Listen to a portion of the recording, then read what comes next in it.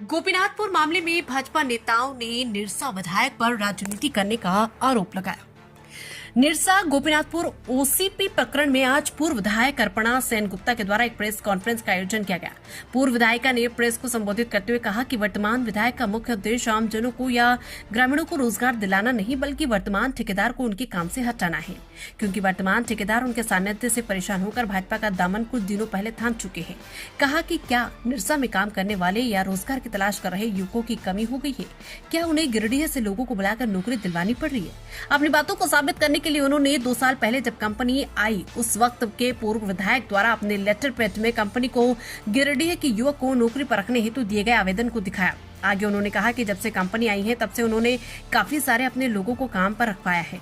यहाँ तक कि इस कंपनी में ज्यादातर लोग उन्हीं के रेफरेंस लगाए गए हैं। फिर आज अचानक से ऐसा क्या हो गया कि उन्हें इस कंपनी का विरोध करना पड़ रहा है? इस बात का जवाब दे वर्तमान विधायक। उन्होंने कहा कि वर्तमान विधायक सिर्फ जनता को बरगलाकर युवकों को सही गलत समझाकर गोपीनाथपुर ओसीपी में अपनी ठेकेदारी एवं अपना वर्चस्व कायम करना चाहते हैं। यदि उन्हें जनता की फिक्र होती तो बाहर से लोगों को बुलाकर नौकरी पर नहीं रखवाते।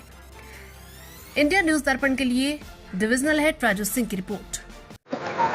मैं आपको आज एक बड़ा खुलासा करने जा रहा हूँ। आप लोगों को पता होगा कि करमचंद थप्पड़ का एक कंपनी हुआ करता था संपुट में, जिसमें 1000 मजदूर काम करते थे। उस करमचंद थप्पड़ का कंपनी को बंद करवा के अपना नौकरी सुरक्षित करने के लिए उसका हेडक्वार्टर में माननीय विधायक, जो आज वर्तमान विधायक है, आज वहाँ हेडक्वार्टर में काम क्या करते थे। 1000 से 1000 लोगों का नौकरी खत्म कर दिया। ये माननीय विधायक वहाँ अपना नौकरी सुरक्षित करने के लिए, ये आप लोगों को पता होना चाहिए।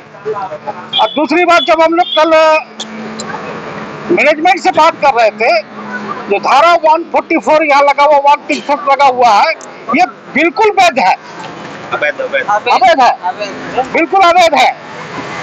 आज तक हम लोग कंपनी को पूछे कल कि आपको कोई लेटर इशू हुआ है ये 144 का, कंपनी का कि आज तक हम लोग को लेटर नहीं दिया गया है, और न लेटर किस तरह के इशू हुआ। ये बेजबरी शासन और प्रशासन द्वारा ये काम को बाधित करके रखा हुआ है थ्रू यहाँ के स्थानीय विधायक के सपोर्ट में।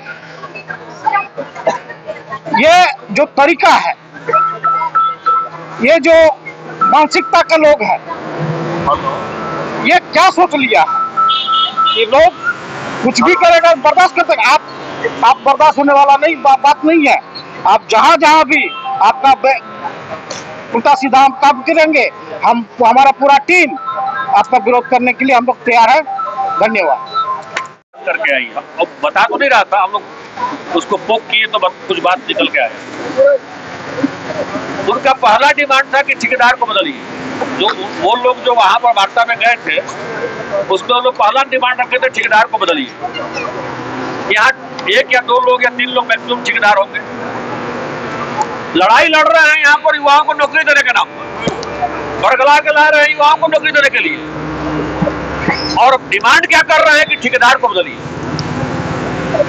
वो अपना ठेकेदार यहाँ बैठाना चाहते हैं और उसके माध्यम से जो उनकी मंशा है उसकी वो पूर्ति करना चाहते हैं। आप समझिए थोड़ा विषय को कि जो भी कंस्ट्रक्शन के काम में यहाँ लगे हुए ठेकेदार हैं, जब कंपनी चालू हुई वो उन्हीं के दल में थे, उन्हीं के पार्टी में थे।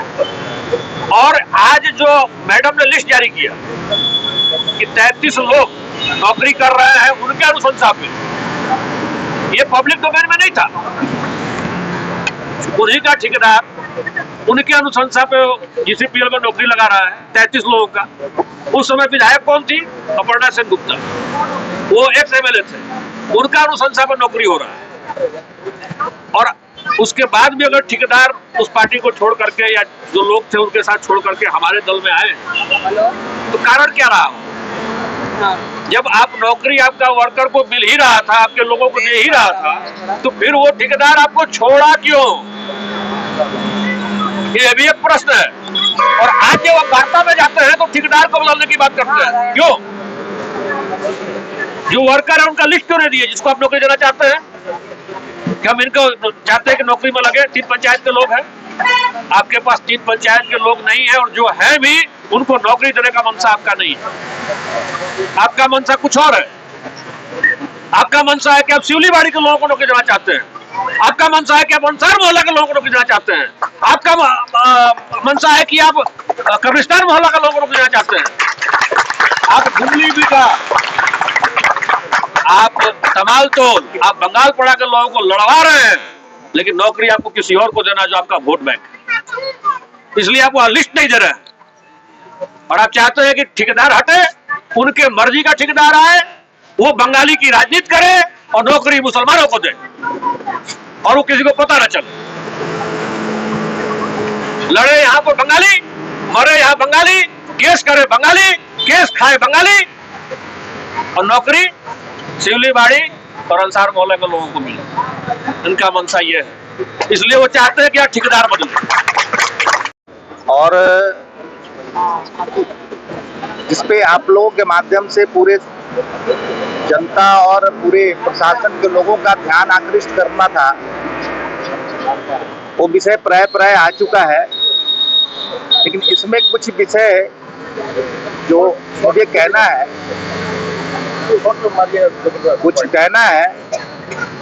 कि जब ये कंपनी के एक प्रोपगंडा ये उठा रहे हैं माननीय विधायक, ये कंपनी अवैध है और गलत है,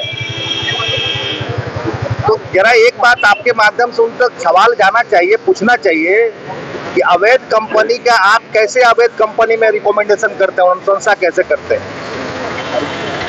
अगर कंपनी अवैध है और आप उसको अनुशंसा कर रहे हैं तो बड़ा दुर्भाग्यजनक विषय है ना, कि जिसमें आप अनुशंसा कर रहे हैं उसको आप अवैध कर रहे हैं।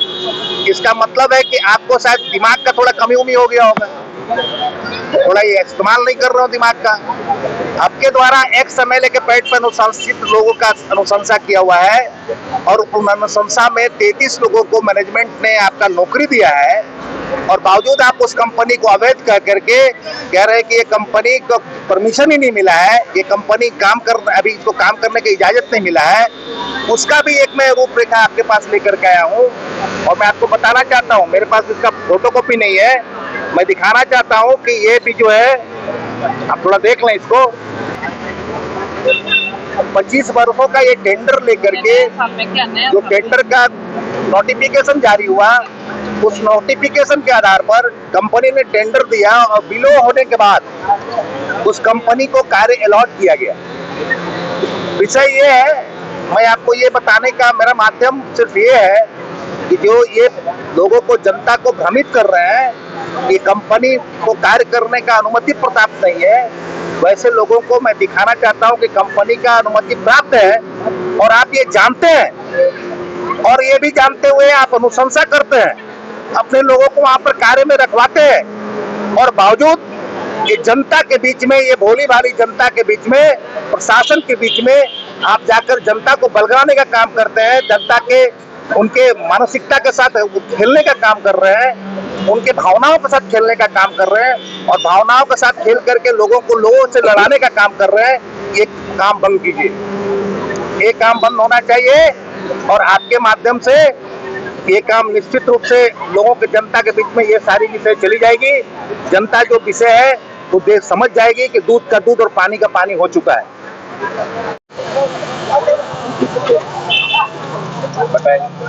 गोपीनाथपुर में 16 तारीख से जो यहाँ आंदोलन हो रहा है, इसका पर्दाफाश हुआ। जो उस समय एक एमएलए थे, अभी वो माननीय हैं, एमएलए हैं, तो उनके द्वारा, उनके आदमी के द्वारा 16 तारीख को किस तरह से गोपीनाथपुर में पत्थरबाजी होता है, फरसा दिखा के जान मारने का धमकी दिया जाता है, और उस दिन से आज तक जो अस्त व्यस्त गोपीनाथपुर कोलियरी बना हुआ है, इसका जिम्मेवारी कौन है और किनके द्वारा ये शुरू से मैंने अशांत यहाँ किया हुआ है। माननीय विधायक,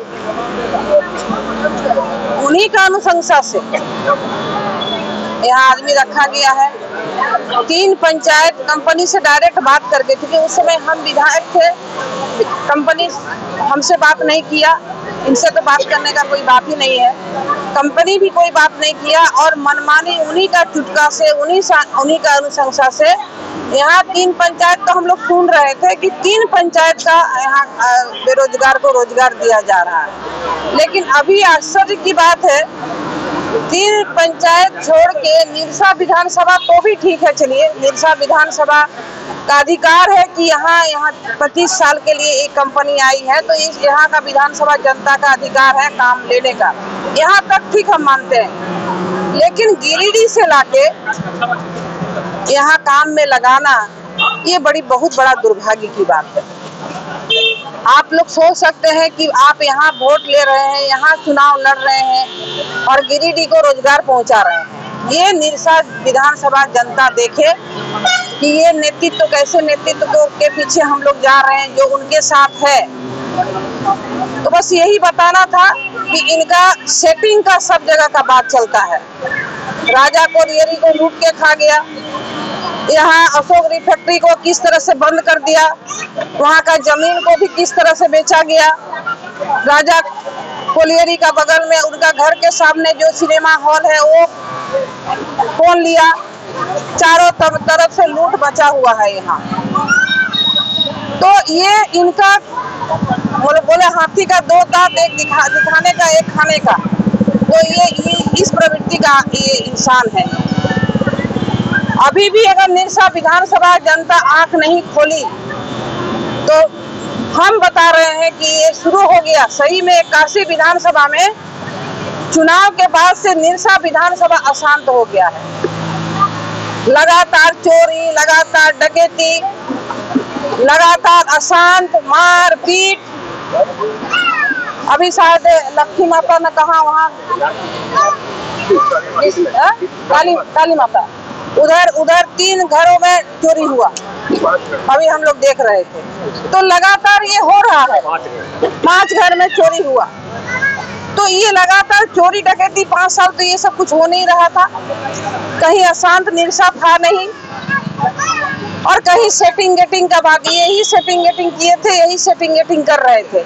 लेकिन इनको कितना सेटिंग गेटिंग का जरूरत है, ये अब अपना जो मान सम्मान को ताक में रख के ये सब कर रहे हैं और जनता परेशान है। और जनता से, निरसा विधानसभा हम जनता से यही कहेंगे कि इनका मुखौटा देखिए, कभी कुछ कभी कुछ कभी कुछ, जो मुखौटा रहता है ये पहनते हैं और जनता के बीच में आते हैं। इसलिए गोपीनाथपुर में के विषय में कल गोपीनाथपुर जो मैनेजमेंट से, कंपनी से हम लोग बात किए और सारा बात सामने आया। फिर सुनने में आ रहा, फिर ये लोग का बैठक हुआ, हम लोग नहीं जानते, सुनने में आया क्या है नहीं है, ये GM और कंपनी का बात है। हम लोग का जब तक जो डिमांड है ये पूरा नहीं होता है, तब तक ये धरना हम लोग का चलते रहेगा।